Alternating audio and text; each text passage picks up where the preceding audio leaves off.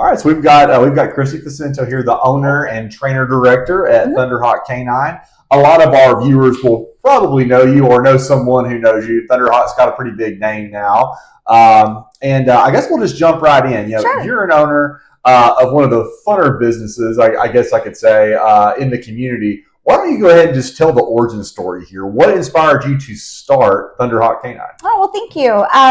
To be honest, I didn't start Thunderhawk Canine. My husband did. Okay. My background, I'm from Michigan, and I was just fortunate to live and work at a veterinary hospital in college. Okay. I was pre-vet, but living and working in that environment, it became apparent to me that just wasn't the career path that I wanted. Behavior was much more up my alley. So I got my degree in animal behavior and neurobiology. I worked through the veterinary hospital as a clinical behavior consultant, kind of worked within the veterinary community. We became more of a referral practice in that regard. And it just kind of went from there. It was a very young time for clinical behavior, to be honest. It was very new to be doing behavior out of a clinic. What era is this we're talking about here? I graduated in 99. Okay. So, okay. And early at 2000s. that time, clinical behavior, there were maybe only like 7 or 8 board certified clinicians, which are veterinarians that do it. Yeah. And so there was a big separation. There were dog trainers and there was the veterinary community.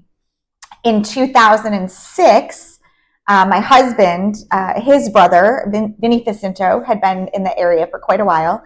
And his brother made him aware that the kennel property up where we're at in Dodson Branch was available, and my husband was looking for a change. He was in New Jersey, actually as an engineer, but very active in the dog community up there. And so he came down, he looked at it, he fell in love with the property in the area, and he moved down. About 3 or 4 months later, he and I met at a competition in Minnesota that we just happened to be at the same time, and we hit it off, and we started talking, and we did the long distance thing for about 1.5 years.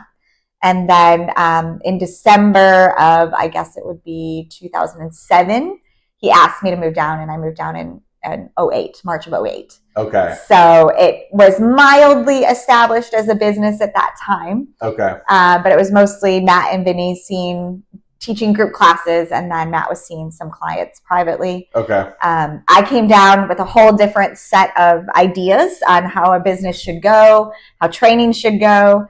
And moved into Matt's business and eventually took it over. Okay, this is 2007. That was 2008 by then. Okay, yep, and eventually took it over. And actually, Matt went back to being a field service engineer, and now I run the business. Gotcha. We're 15, 16 years in, and so really Thunderhawk Canine, as we know it, 2008 on. What were some of those early challenges in the industry? Like you said, it was still very much clinical setting. You have dog trainers. There's starting to be some overlap at that time, but just in general, you come down here, Matt kind of fades out, it sounds like. And what were some of those early challenges that you had getting this business to kind of go and introduce yourself to Cookeville? I think the biggest challenge that I ran into was partially I'll be honest, my own ego. Up in Michigan, I spoke at the Michigan Veterinary Conference. I was kind of on a peer level for my area of expertise with the veterinary community. And so when I moved down here, I kind of thought I'd just walk into the veterinary hospitals, hand them my resume, and be like, aren't you so happy to be able to send your clients to me? And that was not received that well. The feedback I got was very much, we don't know you, you speak too fast, why should we trust you? Just they could care less almost. Like, okay, thank you for this. And honestly, a little bit of, oh, you're not a very big girl, honey. How are you going to handle those big dogs? Like a little bit of misogyny, to be honest. In the industry, especially the working dog industry, when you get into police canine and stuff, it still is male dominated to a large degree. It's unusual, and more so probably in this region, to see a female dog trainer in that type of, with those working class dogs or the working breeds. And so I think that was my biggest challenge, like proving myself, to the veterinary community, and then also within the working dog community, because when I was up in Michigan, I did work with some of the police departments, and I had put dogs, young dogs and whatnot with various police officers up there. So breaking through that and earning the respect of those people, it took time and some perseverance. And I think that was my biggest challenge. But it was probably a gift, to be honest, because I was, significantly younger and full of myself. And I think I needed that humbling process really to grow. So that also gives you that grit and that chip on your shoulder to drive on. It can be a double-edged sword. I'm sometimes guilty of that too, especially in the working dog world. I agree. I was like, oh, yeah. But you know what? The results speak for themselves, and of course, by now, you're entrenched as it has a great reputation because the results speak for themselves. Our dog has gone through the good canine citizenship course. We've been through some of the fundamental training there ourselves. And, it should be said that, 2008 in general, just, women were, as owners is not a common thing. Still, there's those uphill battles. Tori has faced those same issues in the legal profession. Really? I can assure you of that. And so, and I have, because I'm married to her, have seen that firsthand. So I'm sure lots of viewers can empathize with you on that. So we're quite a ways out from that origin now. You've worked probably with a lot of the police stations and law enforcement in general since then, right? Yeah, for a very long time, we were entrenched in that part of the community. We did both pet stuff and law enforcement and sport. Our last big contract with law enforcement, though, was like 7 or 8 years ago. And part of that was Matt was traveling a lot more now. And when you are training dogs for law enforcement, there's narcotics, there's tracking, there's a lot of aspects, but there's also apprehension. And somebody has to put on the big fluffy suit and be the bad guy and get bit. And somebody has to be the handler. And so Matt and I as a team, I was traditionally the handler. Matt was traditionally the guy that got bit. Both parties are integral to the training process. And when he was traveling, we weren't able to do that on a consistent basis. So I decided, when he went back into that more full-time, I decided just to focus on growing the pet side of things. Which brings us, I guess, go ahead and kind of lay out like the mission statement, I guess, of Thunderhawk Canine, and like what are the general offerings to kind of give, because the vast majority of people still probably don't know. Sometimes I have to remind myself as a business. Actually, the majority of people in Cookeville don't know what Beacon Legacy Group is, and so let's lay out kind of what the general offerings of Thunderhawk Canine are, and the vision of the company. It's terrible to say, but the vision at this time is actually consolidation and probably even minimizing some of the stuff that we do. And the biggest reason for that is from a personal standpoint, when we were at our biggest, I wasn't training dogs and I wasn't talking to people outside of my employees. And so that wasn't why I got into the industry. And frankly, the business side of it is what I'm the worst at. And so I made a decision to start minimizing things. I started empowering people that were working for me to develop their own businesses and try to help them and support them and promote them as much as I can. And so long term, my goal is to get to where I have my personal relationships with my clients, and that's what the business is.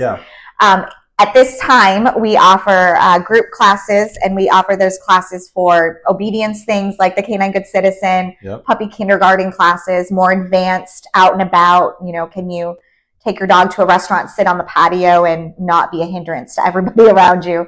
So we have classes focused on that. We have some sport classes for rally and scent work and barn games, which is where the dogs are actually finding rats in a variety of settings. Wow. Rats in cages, domestic rats. Rats are never hurt. So we offer a lot of the sport stuff too. We offer private sessions, which is meeting with a trainer one-on-one, so we can just specifically address needs. And then of course we have our inboard program, and that's where the dogs actually stay with us for just under a month. And during that time frame, we are putting the skill sets on board, creating a system of communication, and then working with their owners after the dog goes home to make sure it hopefully is sort of a seamless transition. And I have to be the biggest advocate for the inboard program for everyone who's listening. The price point is very, very reasonable. And we took Trusty, our golden noodle, into the inboard program with Christie. And then after that month, we went right into the Good Citizenship course to get that certification. And essentially all the commands there were essentially mastered. And it was just a matter of working them with me. I signed up for it so that I was forcing myself to put in that time with our dog, but she had mastered all those things with you. And so for everyone that's time starved, that's busy like we all are, that inboard program is just 100% worth it. And I hope people understand that. And also that class, those obedience classes were just amazing. And so right now you have three, you and two other trainers formally, right? That are full-time. Yes, myself, and then Emily is a full-time trainer with me. Carmen is a full-time trainer office with me, and then also has her own business, Inspired Positive Cookeville. But then we have a diverse staff of instructors that teach the group classes, or we have some really for $5. We have a group walk that we do twice a month now. One is around King Creek. One is around town. Those are taught by Stephanie Miller, and they're mostly just to get the dogs, again, out in social settings, mental stimulation, physical stimulation in a controlled way. It's great to take your dog to the park and try to work with them, but not everybody there is respectful of the space you might need, or just not walking up and touching your dog without your permission. And so the walks are a really great way to practice in a controlled setting with other like-minded people. So we have a bunch of that stuff. I would say that it's terrible to say I don't have an exact number, but there's probably about 10 people associated with the company through the classes. Yeah, and you really do get that one-on-one attention with you as the owner, which is what people want. And so I think that's kind of why you've kind of made that actually intentional, that you want to have that interpersonal connection with all of your customers and clients for the most part, which I would say that sets you apart. People want to know, how do you keep up with the latest trends and techniques? How do you make sure that your services are on par or superior to your competitors? I'm a like learning junkie. Like I am a part of so many different. There's something called Fenzi Dog Sport Academy, and they have all these webinars and stuff. So it's continuing education. But if you were to go into my library, because you get to own it after you buy it, it's pages and pages and pages. Like, it's ridiculous how much I love learning, almost as much as I love applying. And I love learning stuff that I argue with. Like, no, that's not actually true. I know more than that. So our industry has certification protocols. We have continuing education that is formal. I used to go to a veterinary conference every year. Now I go every couple years, but I like to stay pretty current on what's being done in the veterinary world. I feel like that's an area that should be overlapping more with trainers and veterinarians. There should be better overlap. There's a lot of the training community that blames veterinarians for using medication. There's a lot of the veterinary community that blames trainers for not being open to the thought of medication. Like, there's a lot of disconnect.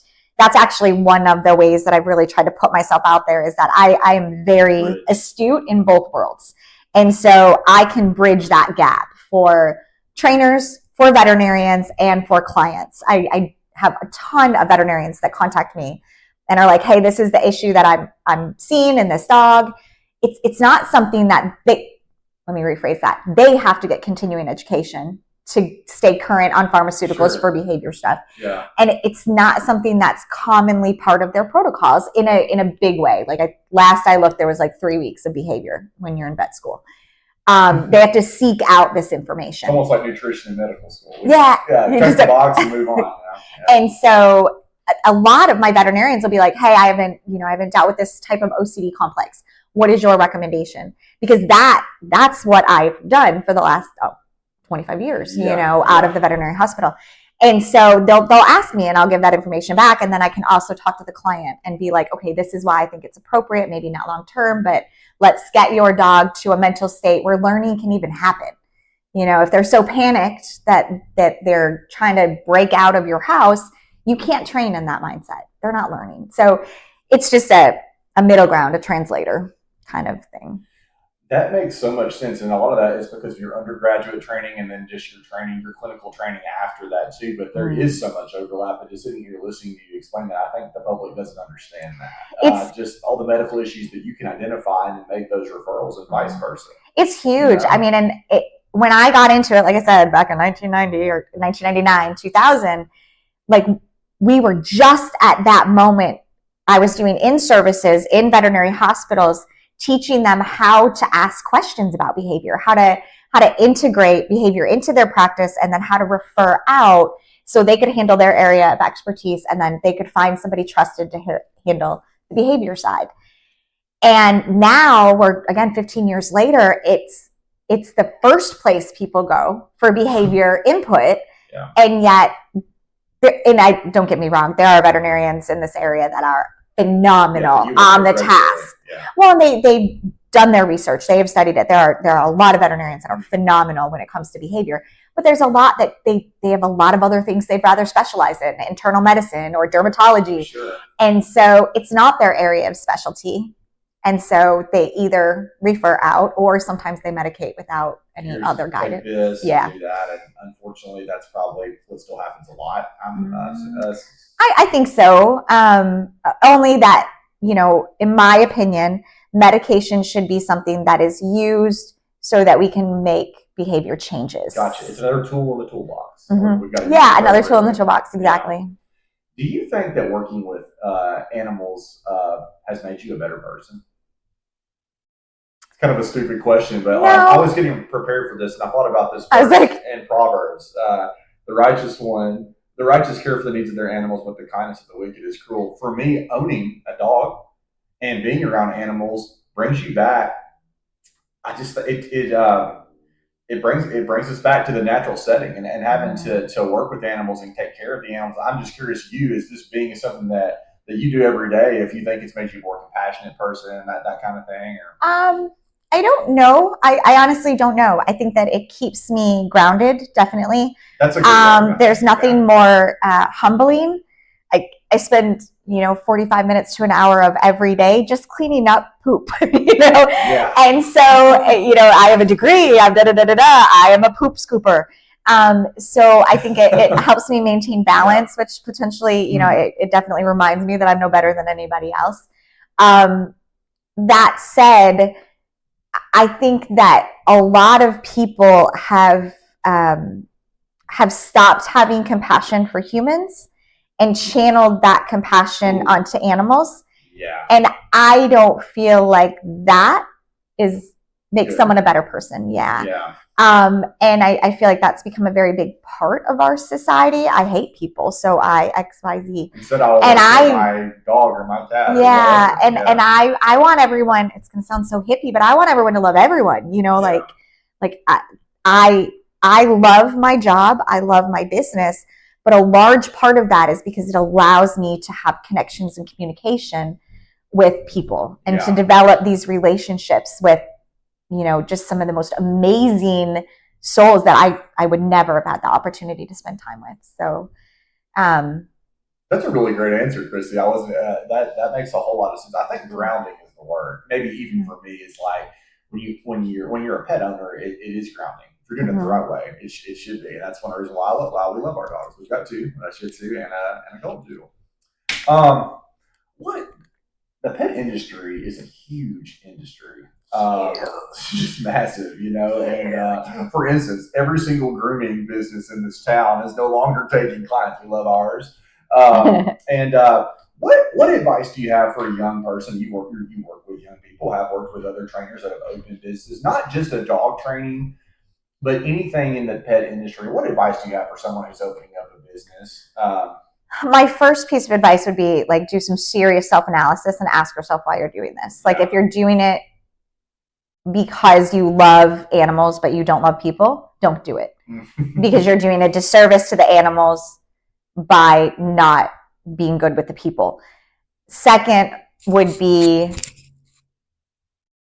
are you doing it for the money? Yeah. And unfortunately, it is one of the most lucrative industries right now. Yep. And if you're going into this industry for the money, then you are going to value the money over the animal in front of you. And I find that to be important. It's very pervasive in our industry right now. We have actual coaches that, will take you on as a client and teach you how to make $100,000 in a month. But it's at the expense of what you should be prioritizing, which is the training, the relationship that you are presented with to fix. And so that would be my thing. And then from there, learn your foundation. The problem also, I feel like with the animal industry and dog training specifically, is that any of us that have grown up with these animals in our home, we have grown up with an idea of how they should behave, how they should be interacted with, how they should be communicated with, that was passed on to us. Or maybe we got it off of, social media. But it's likely not an accurate idea of how communication should work. And so if you're getting into the industry, really go learn the foundation. Like, we are so focused on, how do I punish my dog for doing this so it doesn't do that again? That is like the number one question I get. And it's always, not shots fired, I promise. You never said that to me. I didn't say it, but I think it's an indictment on where our subconscious is telling us. Yeah. That is a lot of times our reaction. But one of my biggest things is, like, if the only communication you're giving an animal is no, stop. Yep. Then you're asking them to go through a trial and error process to find out what you do want. And it's probably going to be wrong the first 9 times. And so they're going to offer a solution. You're going to go, no. They're going to offer another solution. No. And until either they happen upon what you're looking for, or they shut down and go away. And then we're happy. Where if we really look at the focus, we look at the foundation, what do we want the dog to do? Have we taught the dog to do it in this context? Now, is it fair to hold them accountable to it? I believe it is. There's different views in our industry. But if a dog's jumping on me and I'm like, no, and they're like, oh, dude, I'm so sorry, I'll just jump on these 3 legs. And you're like, no. Right. And then, and they're like, oh, okay, I'll jump it. Yeah, I'll jump and bark or whatever. And you're like, all I want is 4 on the floor. Why didn't you teach 4 on the floor and name it? Which is what we call off. Off is not the stopping of jumping. Off is the start of having 4 feet on the floor. And if we address it that way, what do I want my animal to do in this scenario? Have I taught it? Have I truly taught it? Then is it fair to reinforce it? I believe it is. But I don't believe that this concept. And so again, I think dog trainers get into the industry though with that same pre-programming. They had as kids. And so and so they just throw a dog on a leash and they're just correction, or unfortunately other tools, and they're not teaching the dog how to be right. They're just shutting the dog down for being wrong, and then it fails everyone. It fails everyone, and it either completely stops the learning process, which I guess is what you would say, or at least diminishes it greatly before you're ever going to get any proper behavior. And so I had to totally shift my mindset. I grew up with animals, dogs, cats, everything, and had to totally understand that when we came in, which is again communication with who the people that own that are the pet owners. I wanted to go. You said something about money, which we all have to have that discussion when you own a business. And what I would say is like money can be a cruel mistress for people that are just going into any business just for money alone. Money is a great byproduct when you do a good job for service. These coaching platforms that teach a new owner to make $100,000 in a month or whatever, that's in every industry, right? There's different programs, and all of this is, number one, how long is that going to work before your reputation is going to come crashing down? 6 months, 18 months? At some point that will occur. And so that might also be a fallacy, but ultimately staying power, if that is the only thing drawing you, I see this grooming business or this dog trainer, and I can do that too. If that's what's pulling you in there, you're unlikely to be able to mimic what Christie's done for 25 years with Thunderhawk Canine. You've got to have a much bigger why. Attorneys all the time that can't stay in private practice, and because the money is not going to be enough to keep you in the game long term. That's just what I would like to also add on that as an owner. It's never enough. And you've probably seen a lot of people that have come and gone. Yeah. Or they moved to a different area. And I'll be honest, if somebody wanted to come to the Cookeville area and be a dog trainer, this isn't a great time. The area is growing exponentially, which is wonderful, but we have a lot of amazing trainers here. And a lot of them are people that I have worked with in the past. I know that they're good. I know that they're quality. And again, there's a lot of them, and they have a name and they have a reputation that they have developed with assistance and also independently. And so for somebody to try to move in now, they're facing a lot of competition, and it's not competition from hack jobs. It's competition from quality people. Trainers, yeah. So I think it would be hard to get started locally. But in other growing metropolises, they could probably do well. Again, if their why is centered around it, they can do it, of course. Yes. Well, kind of in close here, what are some local community engagements that you all have done this year that you plan to do? People always ask about that. Well, we just organized the judges, and then I helped out with at the 4-H fair. Okay. For anybody that isn't aware, like if you have youth the 4-H program out of the Putnam County Extension Office. They have a dog program. You can get on their mailing list. We're going to be hosting through the Upper Cumberland Dog Training Club. So I'll make that explanation very brief. But the Upper Cumberland Dog Training Club is separate and aside from Thunderhawk Canine. It's a group of enthusiasts that are dog enthusiasts trying to get formalized as an AKC club, so that as an AKC club, we can host things like agility trials, scent work trials, and bring those activities to the area. So a large portion of the people associated with it are Thunderhawk people, but it's just because we've been a part of the dog community for so long. Yeah. So Upper Cumberland Dog Training Club is its own entity. It's its own 501 group of people. Yeah. And so I organized those people to do the judging. And then we as a club are going to offer a youth dog camp through the 4-H office. And we're opening it up to FFA, Future Farmers of America, as well as any other youth that want to be a part of it. But it's specifically prepping for the 4-H dog show program. So that, I'm trying to think of other community events. I don't even, off the top of my head. Well, that was a big one. Yeah, I mean, that's always been my biggest marketing strategy. Like, go back into the community, find the need, and start addressing it. I guess the Therapy Dog Club is another big one too. The Therapy Dog Club is free. Again, it's just anybody that is interested in Therapy Dog Week. Or therapy dog work, I should say. We all get together monthly to every other month. We compare when our next certification program is going to be. We're going to have one this fall for people that want to have their dog certified as a therapy dog. We network with locations that want visits. We set all that up as best we can. We are trying to provide education on what therapy dog work is. And then what it's not. And what it's not. It's very different from service dog and emotional support work. And I actually, I'm a part of an organization called the International Association of Canine Professionals. They're sort of a board certifying dog training group. I sit as secretary on their therapy dog committee. And so last year we started Therapy Dog Week, which just sort of celebrates and acknowledges the work that is done. And in fact, we did that last year. We're doing it again this year.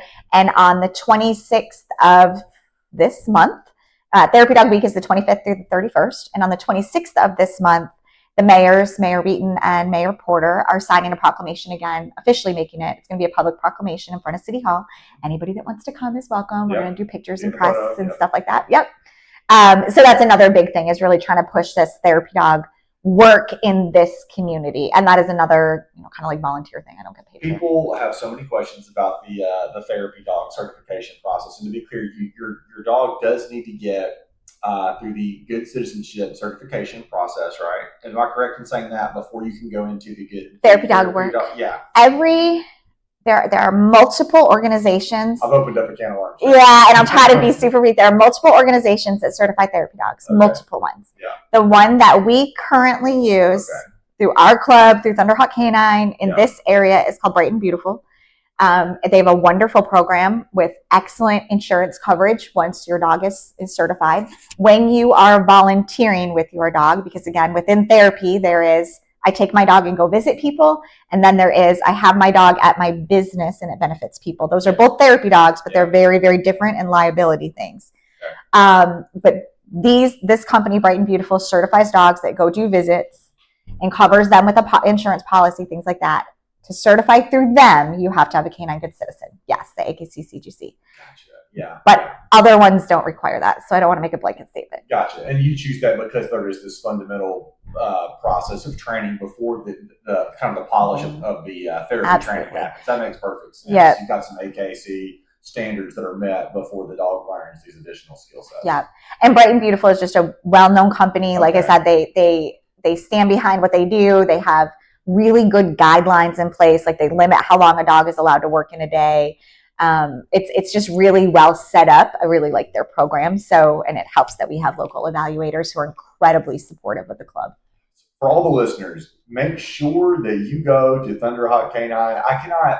That people have got to open up their minds. Yes, there's a cost to training. It is so worth it. You are such a pro. Just hearing you talk about this, people don't understand. If you're going to be a pet owner, it's worth it. Learn, get educated, and the training is there, you will have fantastic, outstanding results. You offer follow-up guarantees. I mean, we felt so confident in you, and we're going to get the job done. And it was the first go-around. So can't recommend Thunderhawk Canine enough. Thank you so much, Christie, for being here today. I appreciate you having me. Thank you so much. This is great. Okay. Good girl. Can you heel? Heel. Sit. Good. Heel. Heel. Heel. Sit. Stay.